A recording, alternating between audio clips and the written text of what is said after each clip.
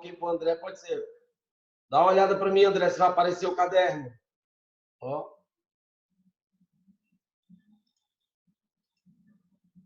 Apareceu o caderno? Apareceu o caderno agora?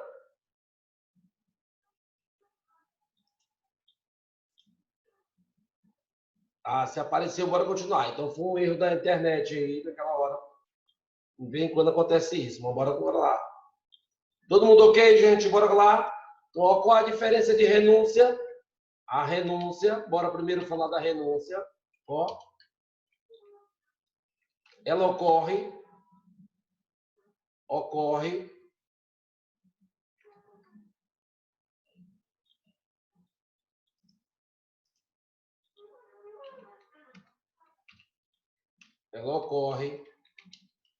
antes do recebimento da denúncia, ou seja, ela é pré-processual. Ela é pré-processual. Nós aprendemos que na ação privada o princípio é da oportunidade. Eu só entro com a ação se eu quiser. Eu só entro com a ação se eu quiser.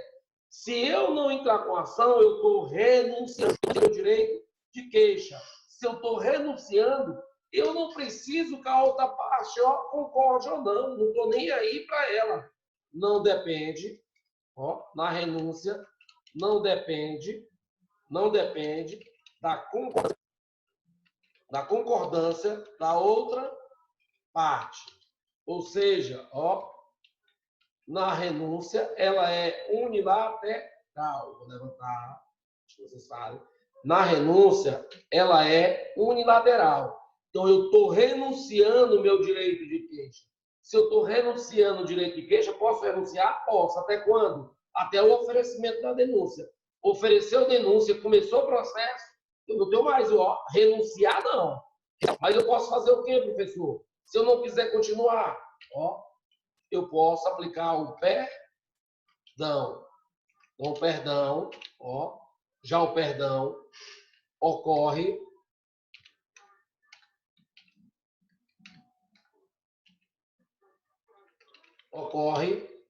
depois do recebimento da denúncia. Ou seja, ele é processual. O perdão ocorre dentro do processo. Ora, se ele ocorre dentro do processo, já ofereceu a queixa-crime. Desculpa, gente, só corrija bem aí, não é denúncia, não. Aqui é queixa-crime. Nós estamos tratando de ação privada. Desculpa aí. Ocorre depois do recebimento da queixa-crime. Desculpa. Se eu já ofereci a queixa-crime, se já iniciou o processo, se o juiz já me citou para apresentar a minha resposta à acusação, eu, acusado, eu tenho interesse agora na lide. Não, tu já entrou? Pois agora eu tenho interesse de provar, eu vou provar que eu não fiz isso, e no final eu ainda vou te processar. Eu tenho interesse. Não, mas eu estou te perdoando. Não, eu não quero saber do teu perdão, não. Tu não já entrou? Tu já entrou, agora nós vamos até o final. Não, rapaz, mas eu estou te perdoando, vamos largar isso lá. Não, o perdão, eu preciso, depende da concordância da outra parte. Se depende da concordância da outra parte, é porque ela é bilateral. O perdão, enquanto a renúncia é unilateral, o perdão é bilateral. Então, se eu perguntar na prova, qual a diferença de semelhança entre a renúncia e o perdão? Ambos são causa de extinção da punibilidade da ação privada. Essa é a semelhança. E a diferença? Enquanto a renúncia é pré-processual e unilateral, o perdão ele é processual e ele é bilateral. Uma observação aqui no perdão. observação, ó, no caso de perdão contra vários querelados, se um aceitar,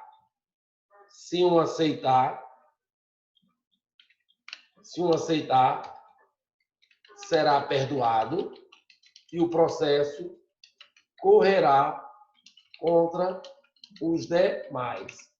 Como no perdão eu preciso da aceitação, se for mais de um querelado, ó, eu ofereço perdão só em razão de um, ou então ofereço para todos, mas só um aceita, aquele que aceitou, o juiz vai homologar e vai extinguir a punibilidade, e os outros, o processo continua. Diferente do que nós aprendendo na renúncia. Na renúncia, ou entra com o processo contra todos, ou entra com o processo contra ninguém. Que se oferecer, ó, se eu renunciar ao meu direito de queixa contra um, ele se estende aos demais. No perdão, não. Como o perdão é bilateral, depende da aceitação, da concordância, ó, depende da concordância, só terá efeito se ele concordar. Se um concordar, para ele extinguir a punibilidade. E o processo continua. Não se estende aos demais. Já que os demais já disse, ó, já virou processo, eu não aceito o perdão. Deixa o processo terminar. Eu vou provar que eu sou inocente e depois eu vou te processar. Então, ó, renúncia, extingue a punibilidade pela renúncia, pelo perdão. A renúncia é antes de virar processo. O perdão é dentro do processo. No perdão, eu preciso da aceitação da outra parte. Ó. E, por fim, 3, nós temos o instituto chamado da perempção. O que é o instituto da perempção? O instituto da perempção, ele está previsto no artigo 60 do Código de Processo Penal. Artigo 60 do Código de Processo Penal. Perempção nada mais é do que desídia. Perempção é desídia. Na ação privada, eu não posso deixar a ação dormir, não. Eu tenho que movimentar o processo. Se eu for intimado para praticar algum ato e eu fico inerte, ó, a consequência é a perempção dessa ação e ela se extinguir.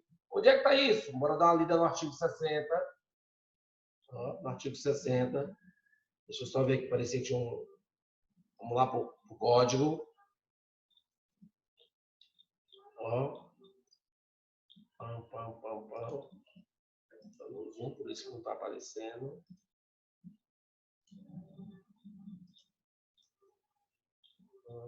Nosso código. Artigo 60 do Código de Processo Penal. De lá. Nos casos que somente se procede mediante queixa, ó, queixa, então ele está falando da ação privada. Considerar-se perempta, aqui é perempta, a ação penal. Quando iniciada esta, o querelante deixar promover o andamento do processo durante, deixa eu só tirar aqui a tela de vocês, durante 30 dias seguidos. Ó, primeira situação, o querelante deixar de promover o andamento do processo durante 30 dias seguidos. 2, quando falecendo o querelante ou sobrevindo sua incapacidade, não comparecer em juízo para prosseguir no processo, dentro dos prazos de 60 dias, qualquer das pessoas a quem couber fazê-lo, ressalvado o disposto no artigo 36. 3, quando o querelante deixar de comparecer sem motivo justificado a qualquer ato do processo a que deve estar presente ou deixar de formular o pedido de condenação nas alegações finais. 4, quando sendo o querelante pessoa jurídica, esta se extinguir sem deixar sucessor. Então, bora puxar aqui.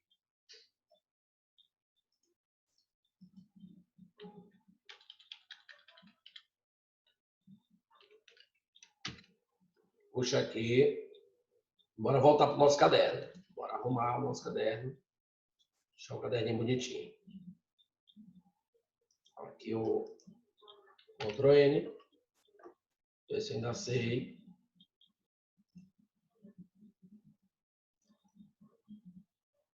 Pronto. Então, quais são as causas de perempção? Vou arrumar. E vou botar o que interessa, o que cai em prova. Quando iniciada a ação penal, ó, quando iniciada, aqui eu vou botar a ação privada, e o querelante deixar de promover o andamento do processo durante 30 dias seguidos. Preste atenção nesse amarelinho. Eles gostam de mudar isso aqui, ó. Inverter esses 30 dias seguidos. Ó, 30 dias úteis, não é 30 dias úteis, são 30 dias seguidos. Ou então eles gostam de trocar por isso aqui, ó. Nesse de baixo. 60 dias. Eles botam em cima 60 dias aqui. 60 dias aqui. E, ó, e aqui eles botam 30. Então, quando falecer no querelante ou sobreviver de incapacidade, não pode ser juízo para prosseguir no processo, dando do prazo de 60 dias. Quais são as pessoas? Ó, vou tirar isso aqui tudinho. Ó, quem é que tem que suceder? O famoso CAD. Quem é o CAD? Cônjuge, ascendente, ó, descendente e irmão. Se a pessoa falecer, o CAD tem que assumir a ação em 60 dias. Outro aqui, 3. Ocorrerá a perempção quando o querelante deixar de comparecer sem motivo. Nesse aqui não tem prazo. Ó, deixar de comparecer sem motivo justificado. Tinha uma audiência, ele não compareceu na audiência. Se ele não compareceu de audiência, o juiz vai extinguir a ação privada pela perempção. Ó. Ou então, ó, importante isso aqui, ó, na fase de alegações finais, você tem que lembrar de pedir a condenação. Se você esquecer de pedir a condenação nas alegações finais, a atuação privada também será perempta. A atuação privada também será perempta. Ó. E 4, sendo pessoa jurídica, é se extinguir sem deixar sucessor. Claro que aqui é em crimes ambientais. Em crimes ambientais. Então, o que é perempção? Perempção é desídia. É quando eu deixo de dar andamento no processo por qualquer situação. Vou tirar vocês aqui para ficar mais fácil vocês enxergarem. Ó, em qualquer situação. Qual a situação? Deixar de promover o andamento do processo 30 dias. Se eu morrer, ó, o CAD não comparecer em 60 dias.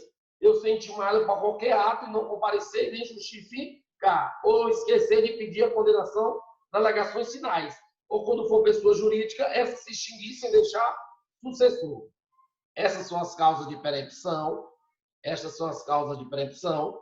Ó, para terminar a nossa ação penal privada, falta só falar algumas espécies de ação penal privada, algumas características, algumas particularidades de algumas ações penais privadas. Bora só fazer um resumo aqui, ó. Causa de extinção da punibilidade da ação privada. Eu sei que vocês querem copiar, mas segura um pouquinho. Segura aí, segura. Ó, extinção da punibilidade: morte, renúncia, perdão, perempção. Morte, renúncia, perdão, perempção. Morte, renúncia, perdão, perempção. 4, memorize. A renúncia antes de virar processo. Perdão, durante o processo. Perempção, eu abandonar a ação. Ó, eu abandonar, eu deposito lá, entro na queixa-crime, lá de mão o processo. Opa, minha ação vai ser perempta, vai extinguir a punibilidade. O cara não vai ser, ó, nem condenado, nem absolvido. Vai extinguir o direito de punir do Estado. Professor, segura um pouquinho para a gente copiar. Estou segurando aí, quiser bater foto. Que eu vou entrar no nosso último assunto de ação privada, de ação pública. Tirei foto.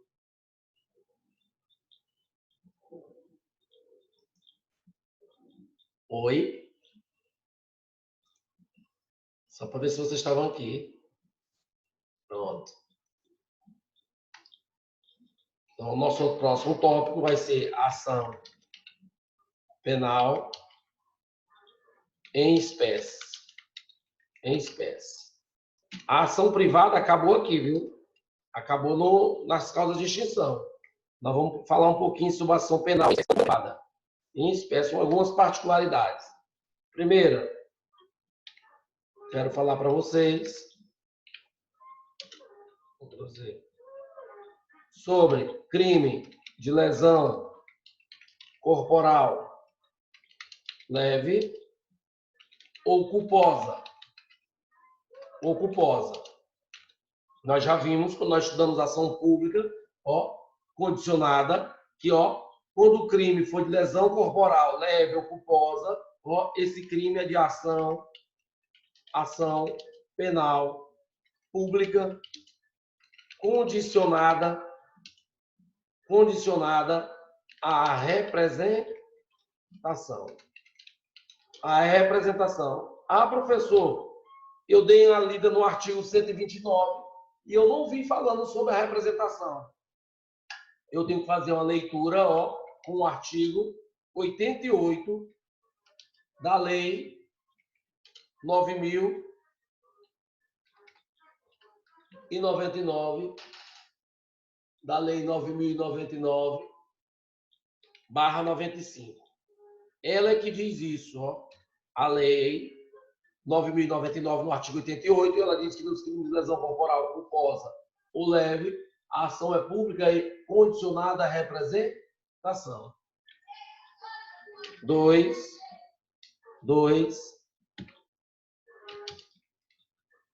Crime de ameaça. No crime de ameaça, a ação pública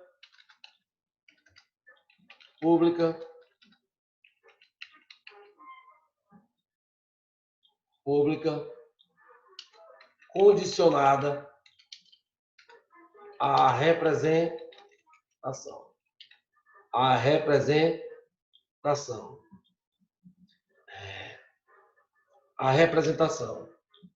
Então, se o crime for de ameaça, o Estado só vai se movimentar se eu fizer a representação. Está expresso lá no artigo 147. Próximo. 3. Crimes contra a honra. Nós falamos dos crimes contra a honra, que em regra, os crimes contra a honra são de ação penal privada. Mas se é regra, é porque nós temos exceções.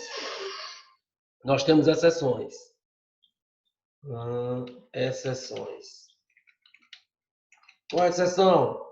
Primeira exceção, se o crime for a chamada injúria racial. Se a injúria for racial, se eu chamei uma pessoa de macaco, se eu chamei a pessoa de preto, eu não estou praticando um crime de racismo, eu não estou praticando um crime de racismo, eu estou praticando um crime de injúria, e esse crime de injúria, injúria racial, ela não é privada, ela vai ser de ação penal pública, condicionada à representação.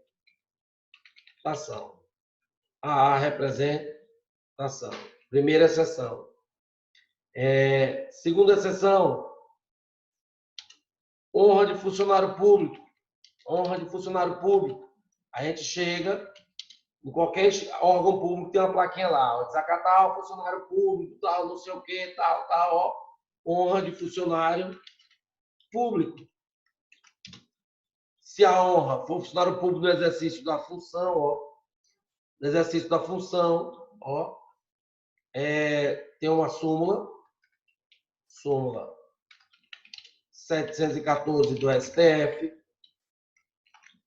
a competência,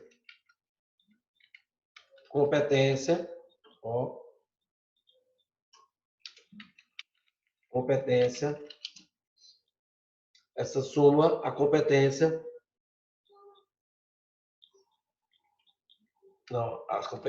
a legitimidade será concorrente. Como assim?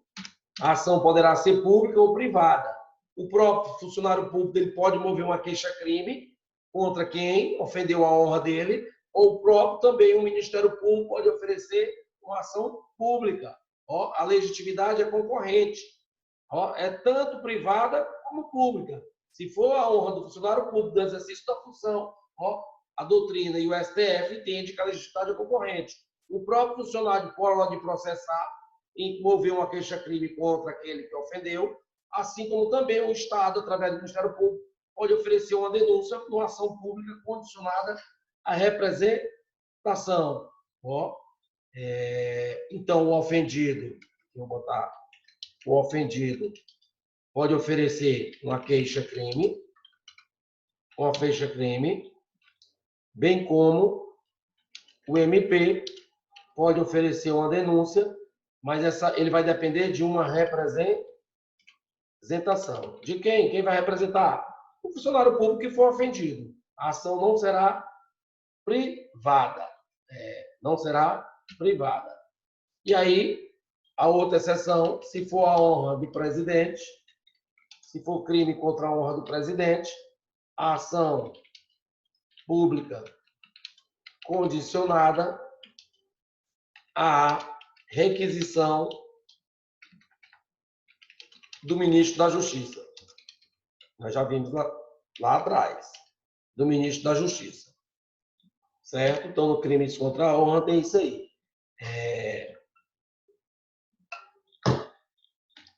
Crimes contra a dignidade sexual.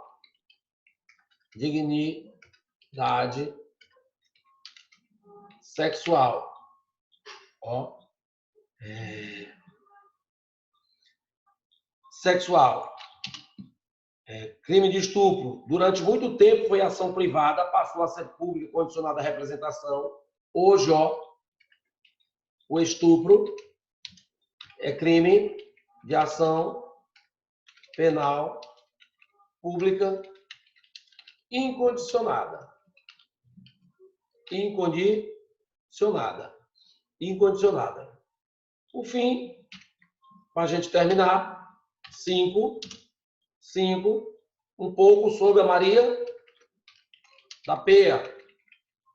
Um pouco sobre a Maria da Penha. Não se preocupem, vocês vão ter aula lá no 7º período de leis penais extravagantes e a professora Tanira vai trabalhar a Lei Maria da Penha totalmente.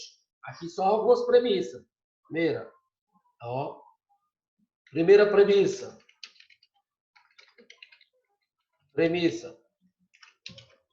Na Lei Maria da Penha, vou botar abreviar não.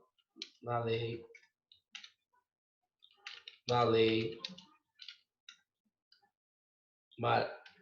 botar o nome também é isso. Lei Maria da Penha. Na Lei Maria da Penha, afasta a incidência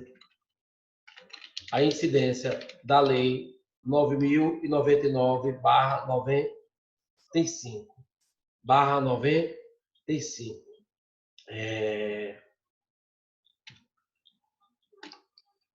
Lesão corporal leve ou culposa. Lesão corporal leve ou culposa na Lei Maria da Penha. Nós vimos lá em cima que a lesão corporal leve ou culposa é de ação pública condicionada à representação, desde que não seja contra a companheira, a mulher companheira, no âmbito da violência doméstica. Porque se for a ação é pública incondicionada. Se você bater em qualquer um, a ação é pública condicionada à representação. Se qualquer um for alguma das pessoas que se enquadram na violência doméstica, a ação é pública incondicionada. Aquela história de quem briga em marido de mulher, ninguém mete a colher, acabou-se. Se o cara está batendo, ela pode dizer, eu não quero que ele vá preso, me arrependa, não quero que ele... Não tem isso. Ela não tem mais querer. A ação é pública incondicionada. Preste atenção. Somente no crime de lesão corporal leve. Aí uma atenção aqui. Nos demais crimes, não muda a ação penal. Esteja na Lei Maria da Penha ou não. Entendi não, professor. Ó.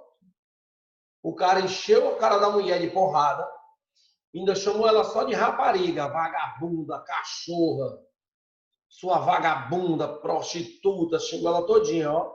Eu vou te matar. Eu vou te matar. Em tese, ele praticou 3 crimes. Lesão corporal contra ela, crime de ameaça e crime contra a honra. Ó, lesão corporal, crime de ameaça, crime contra a honra. Na lesão corporal, a ação é pública e incondicionada. Já por crime, ó, já por crime de ameaça, é pública condicionada à representação. Ela precisa representar o Estado processar ele pelo crime de ameaça.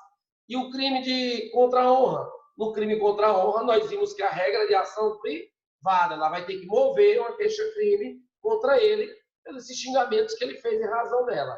Ó, então, Maria da Penha, o que muda? O crime de lesão corporal leve. No crime de lesão corporal leve ou culposa, ó, não é pública condicionada à representação, não. Ó, a ação é pública incondicionada.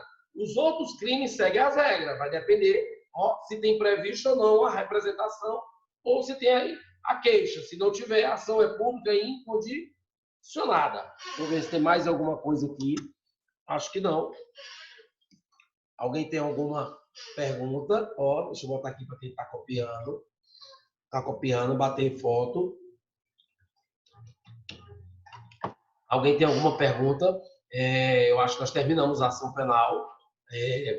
Falamos tudo da ação penal pública, incondicionada, condicionada à representação, privada.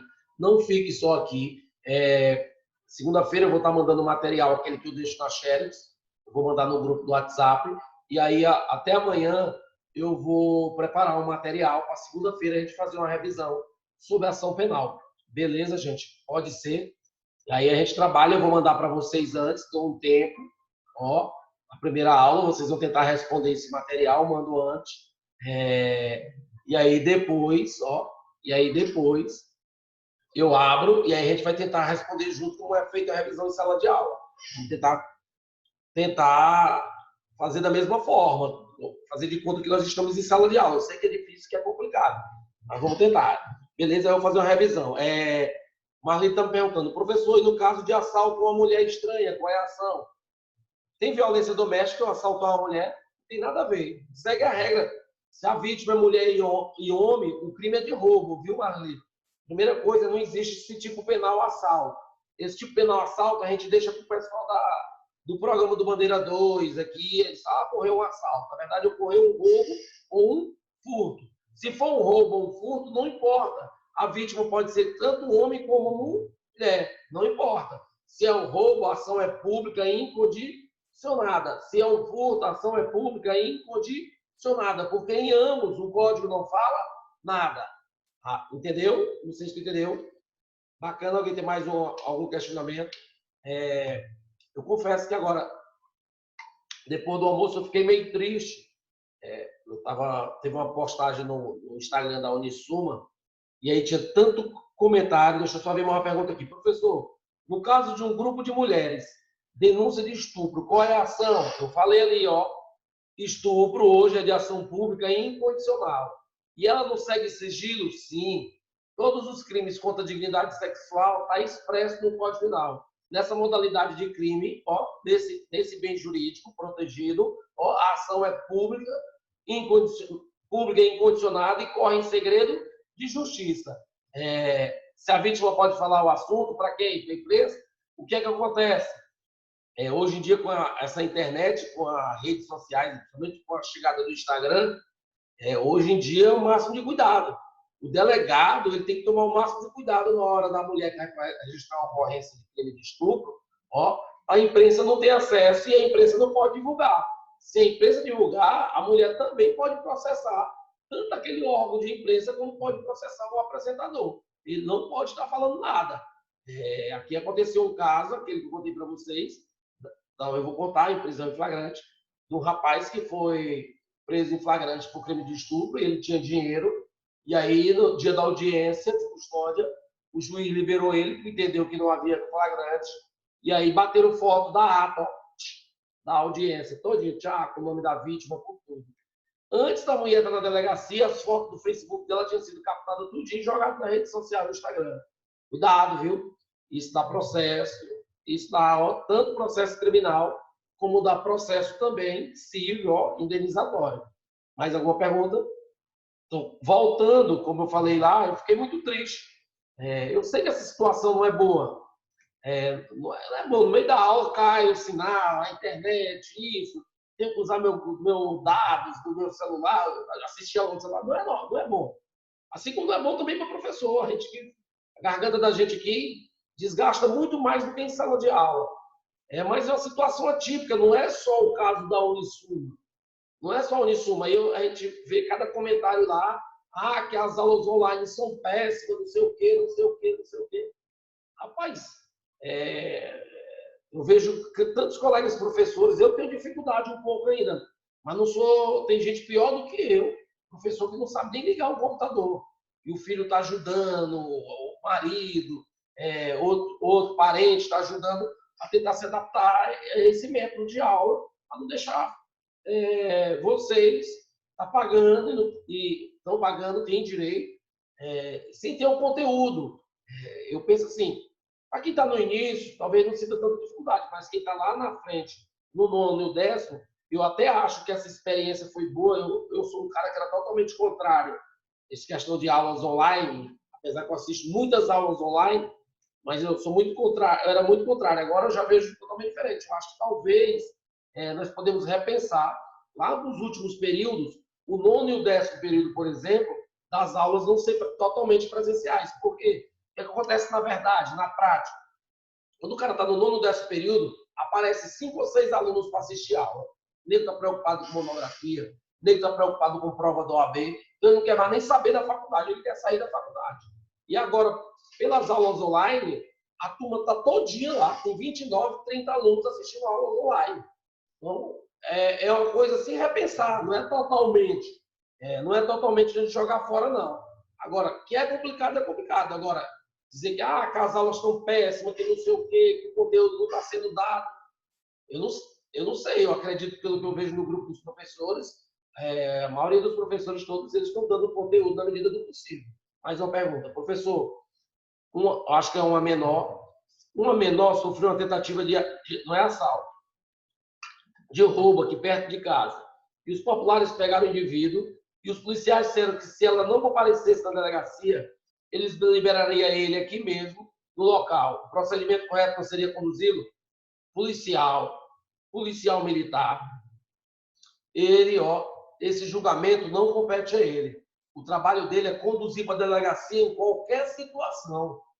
Em qualquer situação, ele deve conduzir para a delegacia.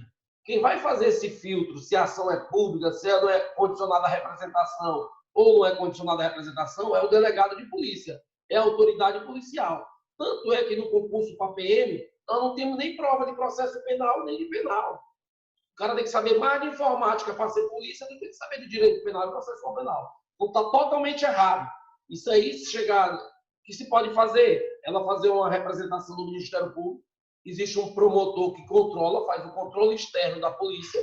Com certeza, se chegar no ouvido dele, ele vai mandar abrir procedimento. Inquérito contra esses policiais. Eles não têm esse juízo de valor. A gente vê direto. Se a vítima não for para a delegacia, não existe isso. Leva o cara lá, o fato aconteceu, deixa o delegado se virar. Pois aconteceu comigo igual. Se eu não fosse a delegacia, eles iam liberar o cretino. Justamente. É aquilo que eu estou falando. Se vocês quisessem processar, botasse para frente, fizer um negócio que a sociedade, além de não saber dos seus direitos, tem medo de fazer, né? Todo mundo tem coragem de mover uma ação, uma representação contra o policial militar. Nós temos 5 minutos de prazo. Há uma pergunta? No mais, obrigado, fiquem com Deus. Segunda-feira nós estaremos de volta. Eu vou preparar o material e mando para vocês na segunda-feira cedo, antes da aula, tá bom? Muito obrigado. Qualquer coisa, eu estou no WhatsApp. E vamos curtir o Jorge Mateus. Pelo amor de Deus, Jorge Mateus. Sem bebida, né? Hoje sem bebida. Todo mundo, sem zero álcool. Estamos chegando no domingo de Ramos. Vamos fazer jejuar todo mundo daqui para frente, sem nada. Sem álcool, sem comer carne vermelha e sem sexo. Valeu, galera!